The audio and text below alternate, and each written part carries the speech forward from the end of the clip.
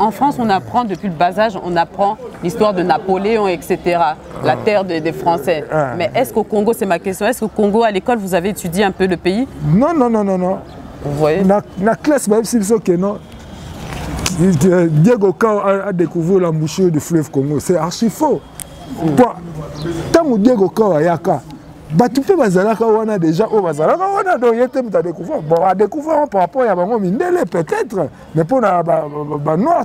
L'histoire a été transformée en fait. Donc, biso ba noir déjà tozalaki na makambu na biso tozalaki pe na méthode na biso pe ya politique na biso on est tono ko sala makambu nyo surtout ezalaka nango normal ba banalité ba futilité jusque na ba média ba ko mona ba nini saliso ba nini ba pétage na tala ku ba biloko na te na yo ka ba ne ba bon na pe na vie na pe na makasité bon maintenant pe na pas na été quoi.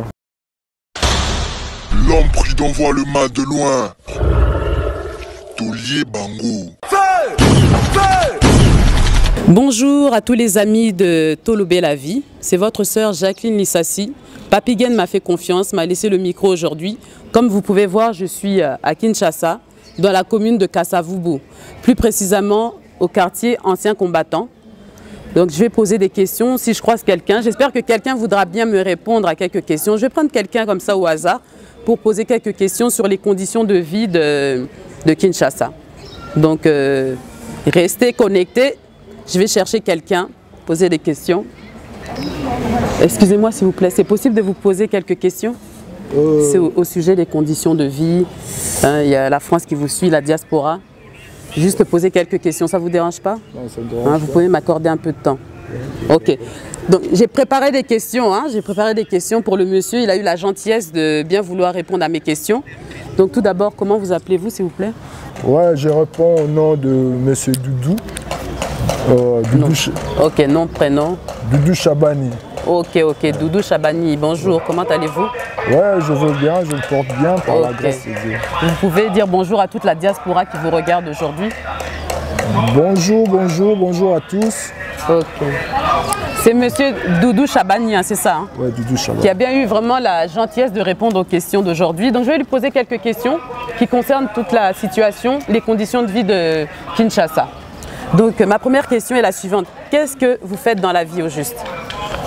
Moi... Qu'est-ce que vous faites de vos journées? Il faut tout dire la vérité, n'ayez pas honte, soyez pas stressé. On est en famille. Moi je peux dire, je suis débrouillard. Débrouillard? Débrouillard. Ok. Je me débrouille avec des petits trucs, acheter pour revendre, puisqu'il n'y a pas vraiment de boulot, de travail, il n'y a pas vraiment... beaucoup d'opportunités. Il n'y a pas d'opportunité, il n'y a pas de travail en fait. Donc vous débrouillez, vous levez le matin, vous cherchez. Ouais. Ok, il n'y a pas de souci. Est-ce que vous êtes marié? Non, je ne suis pas marié. Vous avez des enfants quand même? Oui, bien sûr. Ils sont au nombre de combien? J'ai 6 enfants. 6 enfants? Ok. Mais je suis célibataire, puisque je n'ai pas vraiment de possibilités pour me marier. D'accord. Mais maintenant, 6 enfants sans travail, comment vous faites pour vous débrouiller, pour nourrir les enfants, pour les faire étudier? Comment vous faites dans des conditions comme ça, sans travailler, avec un peu de débrouille, un peu de moyens? Comment vous faites? Est-ce que c'est pas compliqué? Comment vous faites? Les gens vous aident? Comment vous faites? Expliquez un peu aux gens qui vous regardent. Vraiment, c'est très difficile, mais Dieu quand même fait grâce. Je me force quand même avec le petit truc, acheter pour revendre, pour avoir un peu de bénéfices. Et puis, dans la vie quotidienne, que les enfants aient un peu de quoi survivre. Tout à fait. D'accord. Dans le minimum, quoi. Seulement pour chercher la nourriture et tout comme ça. D'accord. Dites-moi, parlez-moi de la jeunesse d'aujourd'hui. Qu'avez-vous à nous dire de la jeunesse de Kinshasa, des enfants de Kinshasa, du Congo, quoi, globalement? La jeunesse d'aujourd'hui. Qu'est-ce que vous avez à dire sur cette jeunesse-là actuelle? La jeunesse d'aujourd'hui, ici, particulièrement ici au Congo, la jeunesse vraiment c'est déplorable. C'est-à-dire C'est-à-dire donc le jeune ne veut pas se cultiver, il n'aime pas étudier,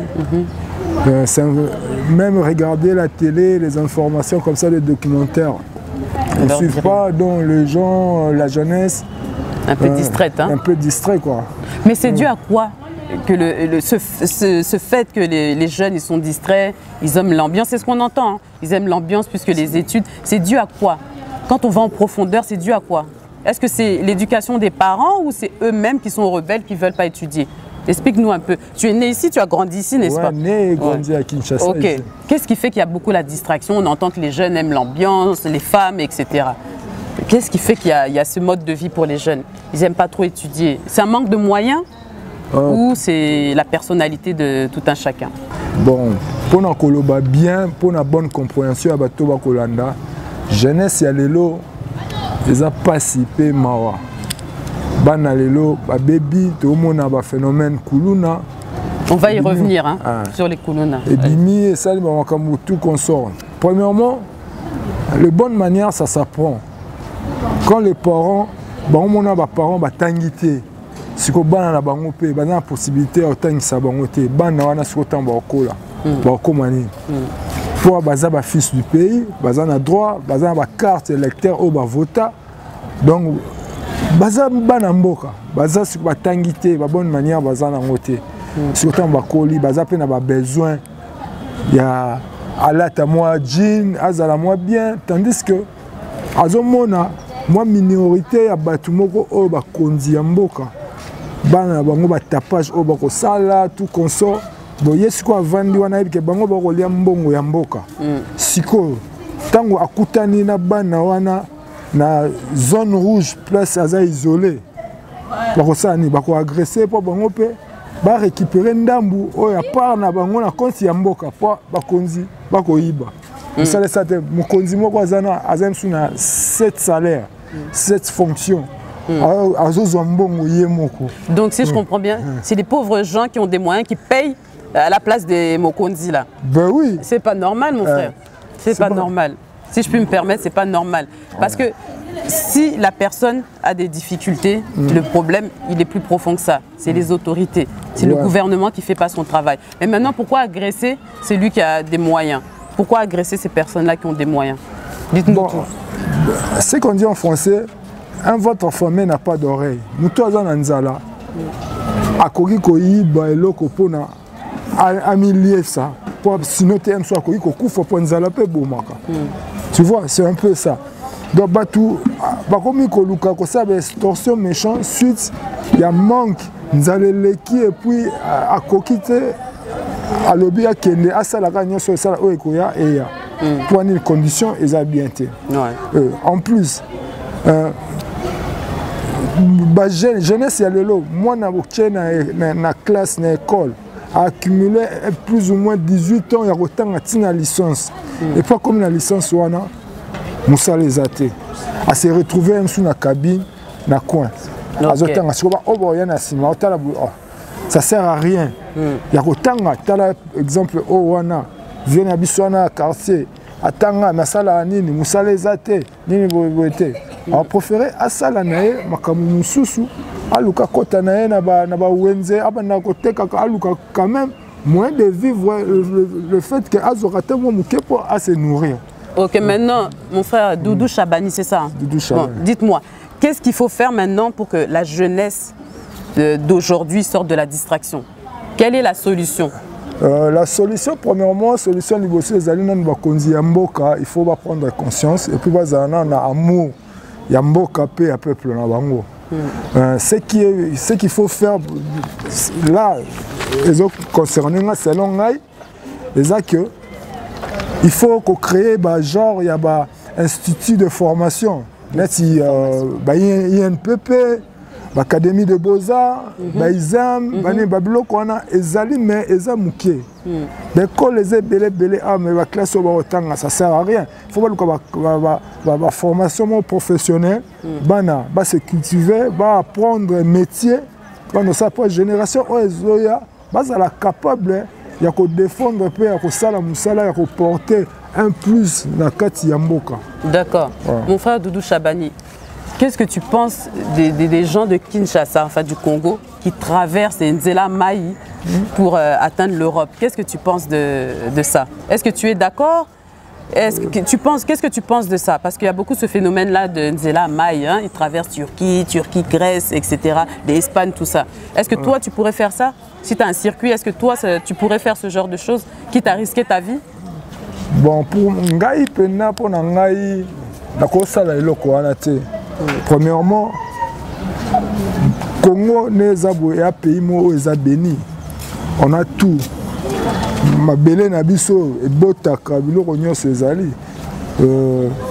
C'est quand même une organisation bien.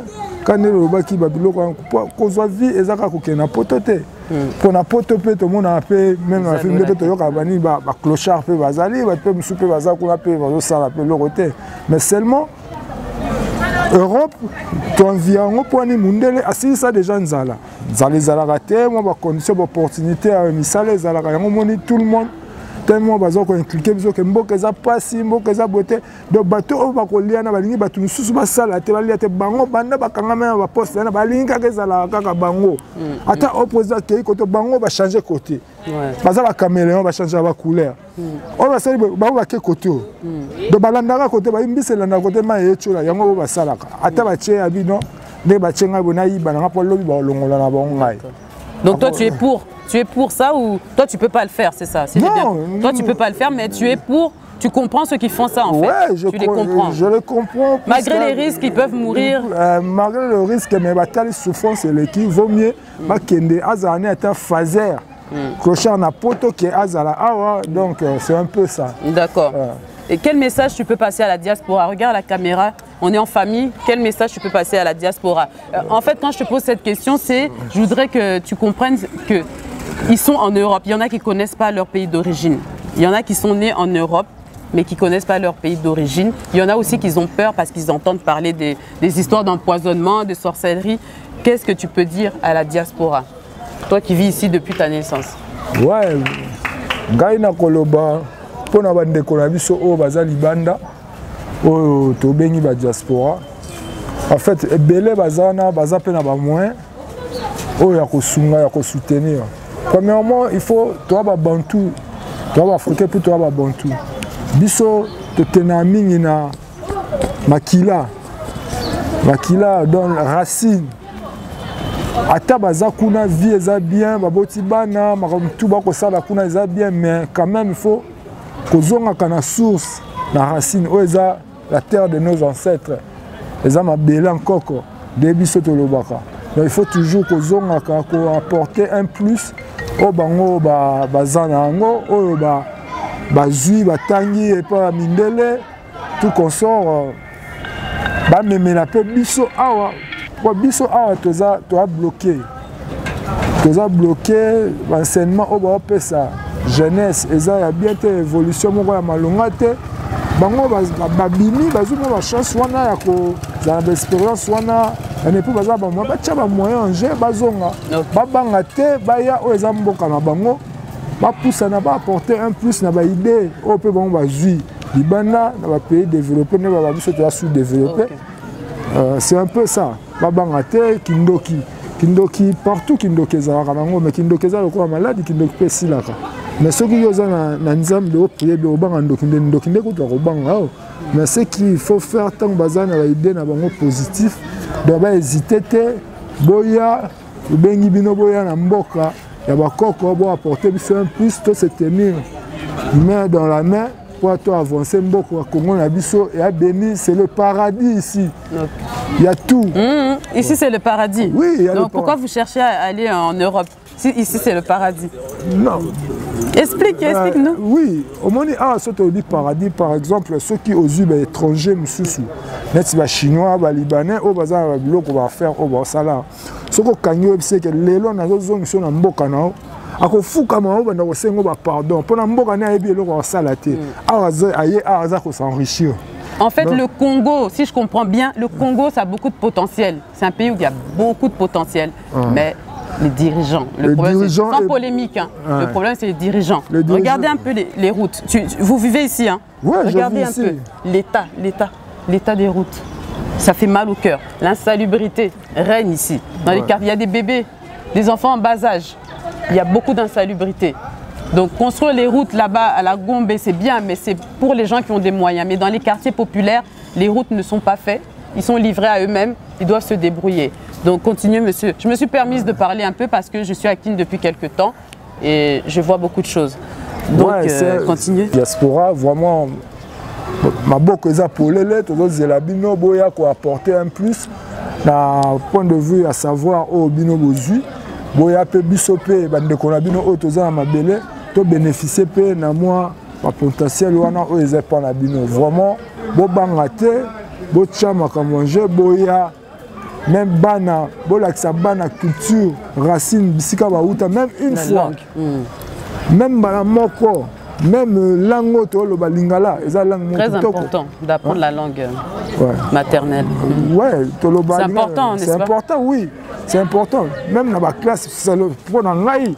Na préféré écoute de ma classe, il fallait que tant ça bana pendant la langue nationale. L'histoire du pays. L'histoire du pays.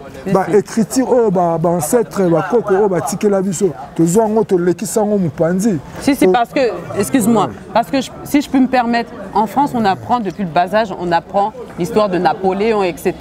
La terre des Français. Mais est-ce qu'au Congo, c'est ma question, est-ce qu'au Congo à l'école vous avez étudié un peu le pays? Non. Vous voyez? Na classe bah si que non. Diego Kao a découvert l'embouchure du fleuve Congo. C'est archi faux.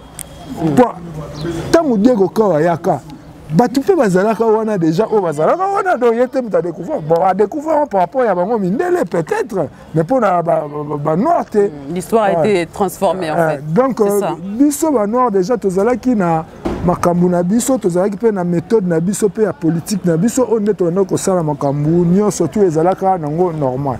Mais lelo les Chinois ont envoyé pays côté partout dans la province. Les gens au sommet et locaux na Kinshasa, OK dans la province, OK côté Kapwa, OK ça même sous troc, au PC locaux ba peso kwanga ba mbisi, oye côté oteke Zimbongo. Mais les autres Chinois côté partout. À côté Chinois oteka na gros, oteka na détail, oteka ni so biso siko ba na mboka siko to oteka ni. Et là on dit to sala. Et donc ça les a été. Donc partout, partout pour nini, bakonzi, lié moi, pesi moi kaniaka, tient la poche, allez sundoni na mama comme teki mboka bino sala na bino ya sa zuna oye, atie dans la poche. Le muto ata l'intérêt na famille na nini. Mais to ebike mboka eza na maboko ya mwana mboka, makambo nga ekende ngai na ba ke Congo za kufa te, Congo ekende liboso, Congo ezala bien. Bino batua libanda diaspora senga bino boya maboko ya polele tozela bino boya c'est notre terre, c'est notre terre. To sima loboko to defie pas to kende liboso to sani. OK. To sanga toza na ba coton ezolo na ma mais elamba to somba libanda mais coton epusaka na mboka na biso to ko sata mino ba tissage de ba west africain ba comment ça moi ba zambala na bango ba lata moi beauté africaine et ça la bien. Mais biso attend ici beaucoup ça. C'est malheureux, il n'y a pas si mawa, mais tu tenir qu'à espoir que Makambu, le jour à venir, est rechangé. Okay. C'est un peu ça. Ma question suivante. On entend parler beaucoup du phénomène Kuluna. Ce phénomène-là, ça fait quelques années, on entend parler Kuluna. Qu'est-ce que c'est Kuluna et d'où ça vient et pourquoi les Kuluna? Expliquez-nous un peu à la diaspora, à tout le monde qui vous suit. Bon, phénomène Kuluna, il y a un autre vivre dans Kati Yamboka. Et bandi non par rapport mboka na bakonzi. Bakolia mboka petit peuple a souffrir. Pas si nzala mwana tangité. Azana nzala kola azana masse. Siko. Ako sa extorsion, boya sa makambo boya mabe yango babengi Kuluna. Da basali mo ba milice na bango moko boye. Donc ba jouer quand baza mo groupe l'union fait la force mutaza ye moko bango baza groupe ba ye pas extorsion ba botele biloko ale ba benga Kuluna. Après et comme ba ranking et comme ba machette ko katana na basi na mibali Kuluna mboka ya kobeba. Même la basi. Donc bolingo boezala soute. Ils peuvent te apporter ça nous autres na mais motema lingi na yote. Donc ba fille lo ya kin bazana na bango na bordel kuna ba sala na bango kindumba. C'est triste. Ouais, mibali na bango na butu ba kale ba tu ba sala ba Kuluna. Donc pasi mawa mais to sala ni ba na mboka. toboka bango eza nde ngai mpona ngai bakonzi ya mboka bacréer misala bino ba diaspora boya boinvestir yoka nti moto akosala ataki journalier baofuta mosu $10 par jour ayebi ke de lundi à vendredi aza na $50 na ye erataka te samedi na dimanche apeli mpo lundi abandela ese moto wana osima machete abima su libanda l'investisseur baoya oyo baza na mboka baosala mbongo na mboka na biso Congo na telle façon bakofuta bana ya mboka bachinois oyo combien bafuta bana mboka salaire ya combien moto asali tout au moins un mois mobimba po pese $50 avant na msu na ntango akende na mosala na ville $50 akosala nango nini akovivre ndenge nini. Mais mon frère Doudou Chabani, les gens ont peur d'investir au Congo parce qu'il y a beaucoup d'escroqueries. On n'a pas confiance aux gens. Il y a eu des témoignages. Donc, qu'est-ce que tu peux dire à ça? Qu'est-ce que tu peux dire sur ça? La diaspora a peur parce qu'ils se sont fait escroquer, même par leur propre famille. Donc, que peux-tu dire au sujet de ça? Ouais, bon, bah, phénomène, wana, que c'est passé suite à Yamboka pour souffrance et zali. Babi, voler pour ne pas mourir de faim, c'est pas un péché. Ah bon? C'est un nouveau concept hein, que j'entends là aujourd'hui. Donc, Moutou, yo. Biloko babombele yo bimaki mutu mususu nzala linga kufa azwango alia pa kufa te siko soko yo okondane po alia atoni po kufa te siko fa bombelo ka yesiko akufa repère de peine de kona pe bon. Mais on voit pas son prochain. Zamabé c'est pas bien. Ouais, c'est la crainte de Dieu et la crainte de Dieu hein. Yango na lobi un vote affamé n'a pas d'oreille. Nzala soki eleki mutu ayokaka lisusu te akoluka asala pona nzala soki yana bi soki musala ta ki journalier ya $10 na Congo ezali banana basima machette bako simba te po akotala ke azozwa moi minimum na ewana même salaire bako futa batu eza mabe vie ya mboka biloko bolingi kaka euta libanda to cultiver ta to lona bolingi kolona te batu nyonso surtout ba penser basala na ba bureau babeta ba deve loterie ba ke na poto on na poto ba kolokota mbongo ekouta na mapata et okitela bango c'est pas ça même ah soko ebi ko lukate siko atoke na poto lukate poto to ka masolo yoza na poto ba massa msupe ba ya quand même la famille ba pe msupe ba to ka pe ba masolo poto za pe masekite poto faut za pe courageux faut za pe na force on va travailler pour aux peu faut être courageux on se lève très tôt matin il faut être très courageux. Ah oui. Mais awa na Congo mutu akoza na lupango oyo abimisi mesa achena yebi loko abani koteka mutu atuna ne loko mote ni te afuta ni tax avant na oteka na msusu batakomi baleka babwaka etike mo ND sans fond mbonga bombo omo ateke aba potentiel ezali pe o mutu akoki pe kozwa pe ba mbongo pe na nenga facilité mais conscience ne en fait à Congolais excusez-moi banini bon dis tout, il faut dire la vérité. Toza ba naïf. Il faut comprendre la mentalité, il faut échanger. Mutu aye banini o akosala. Mais phénomène mo pas ça. Ba député no ça va zubatu. Ba même si nzela ba ça va marche. Mutu yemo qui ne marche aye bana utilité à marche wana te. Il suffit de passer moi 10 000, passer na polo. Il y a bimi na nzela o sala makamni. Mais comme so ezali a conscience o sala marche pour na mboka, makambo eza réalité kozolongo pe bénéfice bakosala yango te baide wana eza mpa na bango te bango bakangami na makambo ya match bapari foot na makambo ya miziki na babar kobina kosalema tandis ke tomona bacontinent mosusu bajeune na bango baza kose cultive bakotanga baoluka barecherche bakosala babiloko ndenge nini mokili esa me biso awa batiki kote bachrétien batiki epa ya jésus kote bamusulman batiki epa ya ala to abandonner makambo na problème na biso pa nzambe nzambe na habité pays nini o se développer na makambo nzambe mocha nzambe église da première position te na likambo ya ba église pe mama tango bi makambo ba kuluna makambo ba église pe bimisi ba kuluna ebele. Ah bon? Ba église ebele toza ngo awa ba parents ba kufi batiki bana par exemple ba orphelin ba revana pa ya ndeko ya mama soit ya papa maman wana vie pas les qui a aucun charge soit papa maman koufi to divorce papa bali maman mususu maman na lingi bana te charge ya kokongote et comme bana na ba komi bandoki ta ba komi bandoki mais bana na conscience ba bité que baza bandoki mais bo bimisi ba bandoki baza mal réputé na quartier que baza ba sorcier ba bandoki mais baza ba bandoki te pour une souffrance banana bokena mona l'église ba jeune ko lala bo mabana banzala po ba loba makamu susu oyo mo so souffrance le kia mutu so ko loba makamu susu o sala nete malobi on pour la souffrance mais banana après ako abandonner église wana a préférer bimane libanda ako mola na libanda ako makoluka vina libanda so mwana bongo mentalité belle bon so akutana mutu téléphone on nini mutu aza yemo bon ba 4 5 bon botolete bon botola donc oui, et puis j'ai constaté il y a beaucoup d'églises dans chaque coin de rue, beaucoup d'églises, mais le pays avance au ralenti. Qu'est-ce qui se passe? Les Congolais prient énormément, mais quand on voit la réalité, c'est pas ça. Dieu n'écoute pas vos prières. Qu'est-ce qui se passe en fait? Non. Qu'est-ce qui se passe vraiment? Zambé azali ayokane ba prière ya batu mais problème ezali to boy mutu asambela te mais faut eloko moko o eza sérieux. Lelo ba église belé otokomona ba pasteur ebele tokomona bazana bongo ba tchekaka elongi ya Yesu ba Yesu mena se wana ba gris na bango ba ko sa musu ba magie. Vous n'avez pas peur de ce que vous êtes en train de dire là? Vous assumez vos dires? Ben oui. Ok.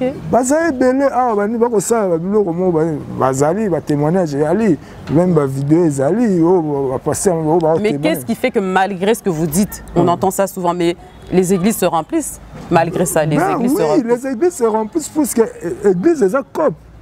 Par exemple 15 églises. Bon.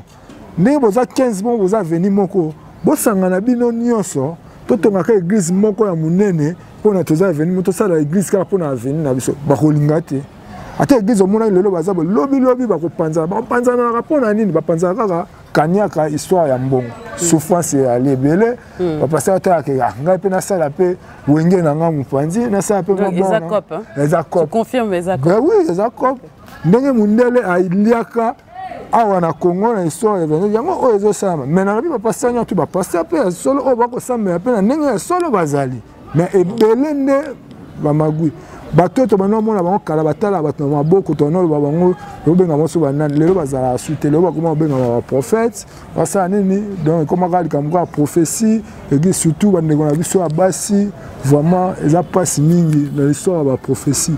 Nous sommes soit qu'on appelle les solo na yo abimi pe na sima bete yo prophétie que yo nzamba la kisi bondimi boti ka ndimandi mas tout na nzambe vraiment o les esprits nzambe to les esprits mususu ya diable to nini diable pe na côté na pe na biloko o monaka il faut vraiment d'abord to boy ba tu semble pe na discernement. Le discernement place au kende au tala peine nous bien pour tout la peine nzambe vraiment place on a nyata makolo vraiment nzambe l'accent sur que allez bien c'est un peu ça parce que la Bible dit également priez dans votre chambre, Dieu va vous écouter aussi, de prier aussi chez soi caché entre les portes fermées en fait hein. Il y a un passage qui dit ça, qu'il faut prier aussi chez soi. Dieu nous écoute même chez soi. Mais il faut quand même aller à l'église, quand même. Tu conseilles quand même d'aller à l'église? Non, je conseille les gens d'aller à l'église, mais il faut appeler au moins sérieux. Les autres que Moutou Bozala qui met à la mouki loba kati kovo tiki mandefu sultan ya rouge abimi nanzela comme pasteur. Non, c'est pas ça. Ote nzamba bengi pour aller na butu alotaki. Non, wana ezate. Moutou so pas ko ça appelle ndoto partir à makanisi makamwa raisonner qui parler na butu. Ezongeli epe. Il y a des rêves, il y a aussi des songes. OK. Donc je ne vais pas vous prendre trop de temps. Une de mes dernières questions, c'est, on entend aussi beaucoup que les hommes de Kinshasa ne sont pas sérieux. Ils aiment faire des enfants partout. Il faut qu'ils aient plusieurs copines, les amener dans les hôtels. Il faut dire la vérité, hein. On est entre familles. Les hommes de Kinshasa, est-ce qu'ils sont sérieux ou pas? Parce qu'on entend dire, je répète, qu'ils ne sont pas sérieux. Bon, ils s'amusent avec les femmes, ils font des enfants, ils ne s'occupent pas de leurs enfants, ils sont irresponsables. Est-ce que c'est vrai? Soyez franc un peu, soyez franc. Bon, oui, au moment où n'a pas Rwanda, il y a des mibali, des scrotos aventuriers. D'abord, il y a ça m'a trop phénomène wana. Même pas mibali, même pas bassi. Même pas bassi, moi ça cause un souper na 5 garçons. Avec oh la somme la caille mèche, oh koto atteindre la caille crédit, oh koto azakation et lamba au côté donc. On va parler des femmes après. Là, je parle des hommes. Les femmes après. C'est réciproque. Donc vous n'êtes pas sérieux. Vous êtes pas... Il faut que vous ayez 3-4 copines et puis vous faites les enfants partout. C'est réciproque. Nami bali na basi par rapport ya rumba oyo kotambola ya bolingo na ndenge ya Kinshasa. Et comme bon maintenant le but que basi nyonto ba bon to mibali nyonto bon. Il y a aussi des hommes sérieux. Au père, à exemple, la moitié ça moitié valeur avant de rappeler responsable bazali pe. Mais en minorité hein quand même. Mais minorité. Hein, même majorité ça marque à bongo. C'est dû à quoi? Ça cause aussi de la misère, c'est ça? C'est dû à quoi ça? Oui, misère premièrement, bon, exactement. Ce que les lobes tu vas ko bala te ba charge na bongo te. Et ça par rapport à que bazande na bongo te. Parce que ça peut s'organiser. Excusez-moi, vous dites que vous n'avez pas d'argent, mais vous avez l'argent pour aller à l'hôtel. En gros, c'est les femmes. Là, vous avez l'argent. Vous avez l'argent pour boire l'alcool. Avec tout le respect que je vous dois, moi, je dis la vérité, je pose des questions, je voudrais comprendre. Vous n'avez pas d'argent, mais vous avez l'argent pour amener les filles dans les hôtels. Vous avez l'argent pour amener les filles dans les bars. Expliquez-moi. Je vous écoute. Moi, phénomène na Kinshasa surtout jeune aebike nenga zawana ake cop na soka zimwa $10 na $20 na akangi aebike na pourquoi on se retrouve na massa bazana bar soit na bar to ndire médaille kwei donc vertically ba match ba Paris foot bar masangana ko bina ba concert ba musique ba futilité mais ezali important pour na mboka et avancer. Les jeunes vont prendre conscience dans notre donc et là on est au banc là pour na balé que balance pas au banc ya donc ils ont sous catastrophe ceux qui to simbanité peut conscience ils ont na place dans notre c'est un peu ça donc ils ont vie auto ko mener ah na Kinshasa ils ont la bongo. OK. Ouais. Et toute cette minorité qui ont choisi d'étudier, de se concentrer, de pas aller dans les histoires de bars, des femmes Neti Berlin Koy, l'intellectuel. Ouais. Ces jeunes-là, qui ont choisi le chemin droit, c'est-à-dire de ne pas, comme je viens de dire, je répète encore une fois, de ne pas aller faire la fornication, de ne pas boire. Qu'est-ce qu'ils ont de plus que vous? Non, ils ont par rapport à la mentalité à Moutou et puis personnalité, puis éducation à vie, la vie, suite à mes parents, à l'école, et puis la conscience. Et puis,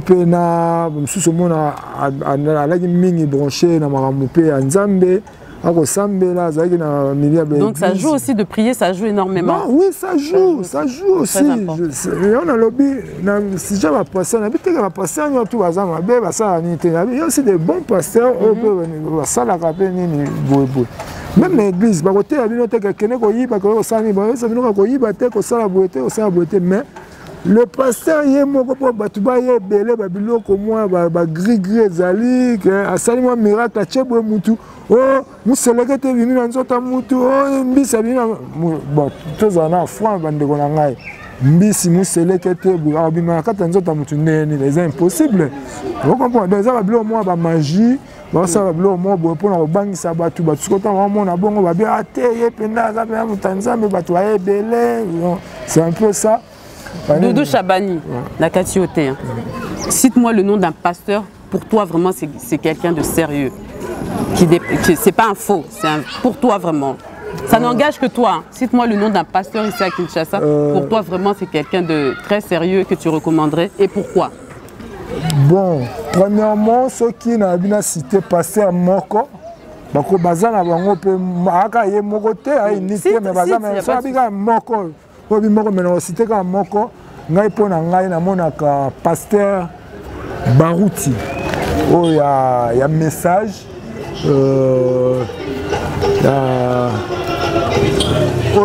pasteur Barouti ko ba fi ba tobola matorité chacun te même pasteur Barouti.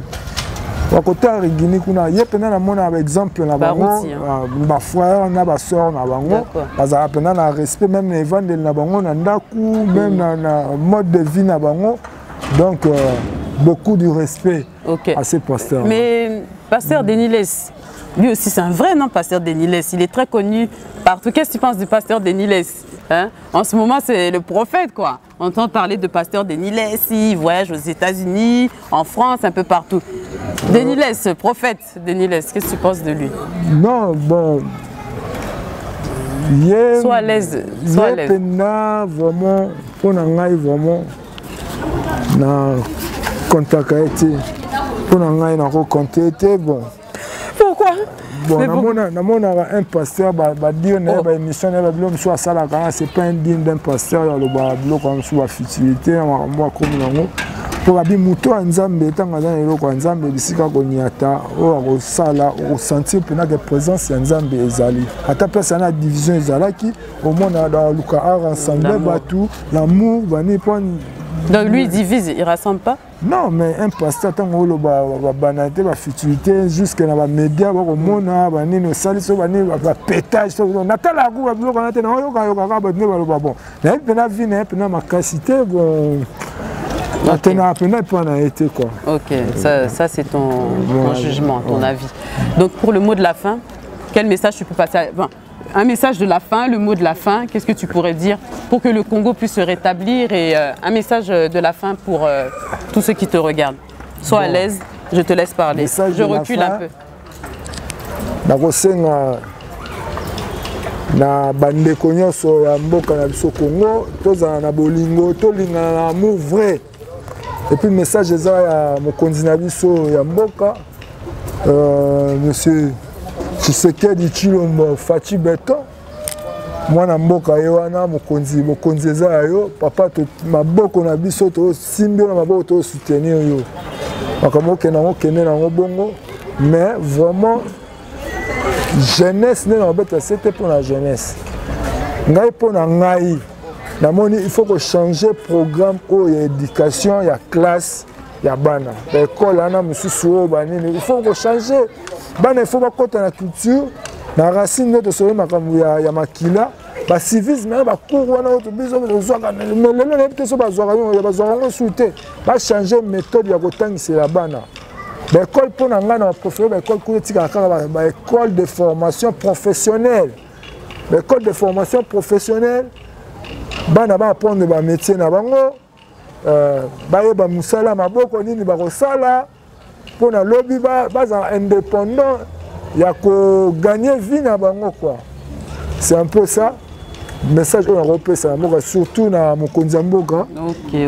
Donc ye comme omoni ntango ya ye omoni baekole banini donc po aza moto atangi ayebi eloko wana que c'est que l'éducation école de formation c'est tout. Bah oh ouais tout le monde pour la ba distraction. Moi na moko aza ba 23 cours, 25 cours. Hein? 23 cours, 25 cours. Bon moi on retenir nini? Attends anglais, attends chimie, attends eza pour na bebisa mwana mutu bongo. Tandis que les Européens attendent à monter, ça professionnalisme. Moi, je suis papa d'un menuisier. Avant, tu m'as reformé car on a menuiserie ou on a tina souka. C'est un peu ça. On diaspora. Cette émission ne peut pas terminer sans quelques mabanga. Donc, est-ce qu'il y a des gens qui te tiennent à cœur, à qui tu veux passer quelques dédicaces, des mabanga? Bon. Simon Kobanda Liboso na numéro 1 en Mboka, président de la République, il y a M. Fachi Beton, la première dame, Madame Denise Nyakero, et puis la famille, la famille Chabani Mobimba Bisika Bazali, la dédié le sous Naba Nangai, Naël Chabani, Neda Chabani, Omer Chabani, Rosel Chabani, Audrey Chabani. Donc, c'est comme ça. Oh, Nyoso, Congolais Nyoso, on a dit non, possiblement, on a beaucoup de la main. On a dit non, trop, on a dit, il y a Makila, ta famille. Ma famille, oh, Nyoso, on a atteint que vos syndicats. Oublie pas les amis, tout ça. Les amis, la Pessi, Aïché, la Kaela. Base Casablanca Mobimba na kati ya Kaela na caserne bambota tro bana mai yangwana ya bino kitoko babi mokobo moindo kasi bongo moindo te to luka to changer to bongisa mboka bolingo ezala alingi bino tro ba bisou na bino. OK.